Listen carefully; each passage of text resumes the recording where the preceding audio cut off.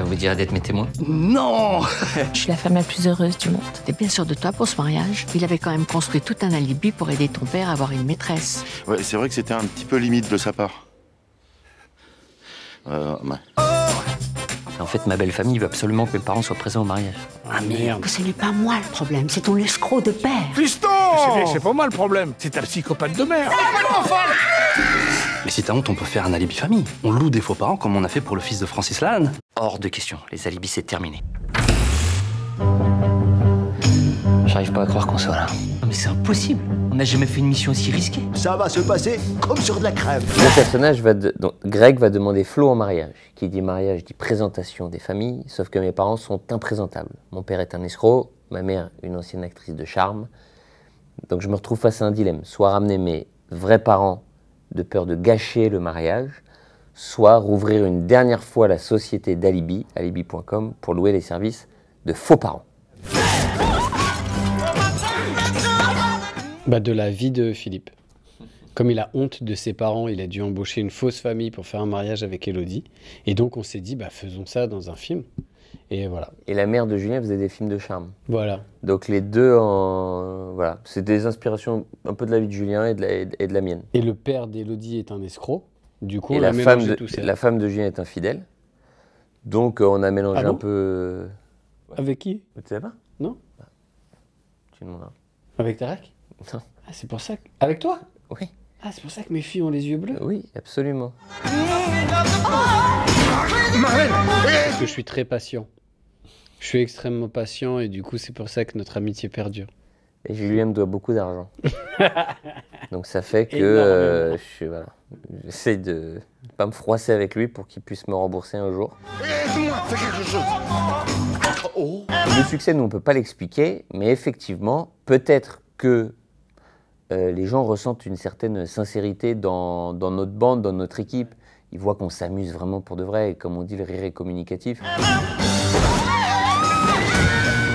Ça amène beaucoup plus de facilité. C'est-à-dire que comme c'est tes proches, tu passes pas par 4 chemins, tu te dis les choses, tu vois. Tu peux me refaire une prise parce que celle-là c'était vraiment nul.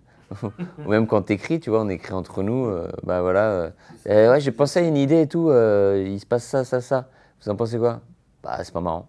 Ok, bon, forcément si tu connais pas les gens, ou si c'est pas tes amis, tu vas prendre beaucoup plus de pincettes, ça va être beaucoup plus délicat de dire quand t'aimes pas une idée, de refaire une prise, pour différentes raisons, tu prends des détours forcément, donc ça prend un peu plus de temps.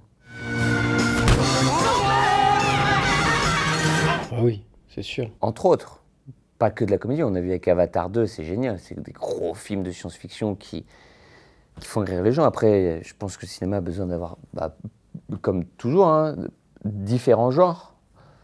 Nous, c'est la comédie. Non, mais il y a tout le temps... plus t'as un film qui est un aspirateur comme Avatar ou potentiellement Astérix, et tu vas voir un film, t'as passé un bon moment, et plus t'as envie d'y retourner.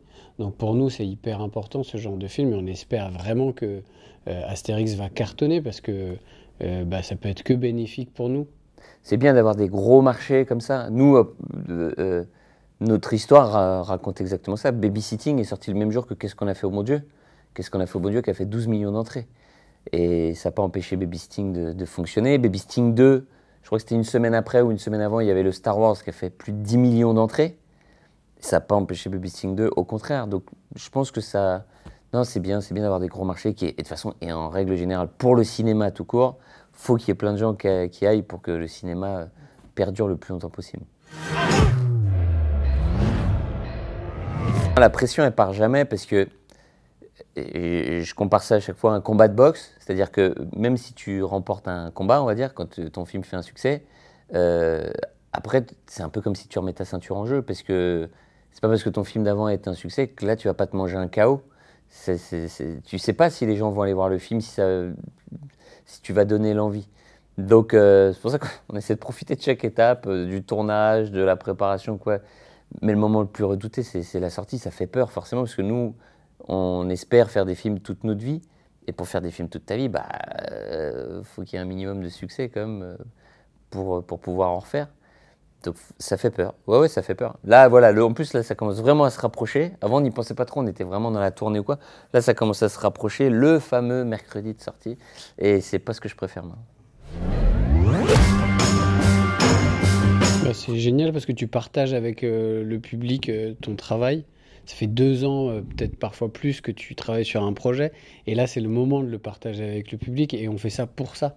L'envie, c'est vraiment de le montrer au plus grand nombre. Donc, d'aller dans les salles, d'aller à la rencontre des gens, de pouvoir poser des questions aux gens qui puissent te dire ce qu'ils ont aimé, pas aimé, comment ils ont ressenti le film.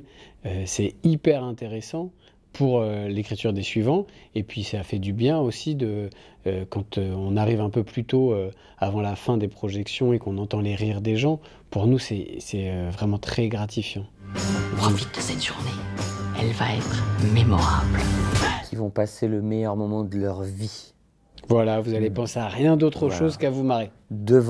Si vous avez des enfants, ça sera encore un meilleur moment que quand vous avez eu un enfant. Si vous êtes marié, votre première fois avec une meuf ou un mec. Ah mais c'est sûr, hein, tout le monde nous le dit. Voilà, la Coupe du Monde. Bon, vous êtes Suisse, c'est moins fou, mais... Mais comme vous avez supporté les Français, bon bah c'était... Voilà, 98, meilleur moment, encore. Donc voilà, là on fait que... Enfin là je vous dis juste que nous, les gens nous disent, hein, après... Bon, voilà, donc allez-y. Je vous souhaite d'être un modèle de bonheur et de fidélité, comme l'est ta mère.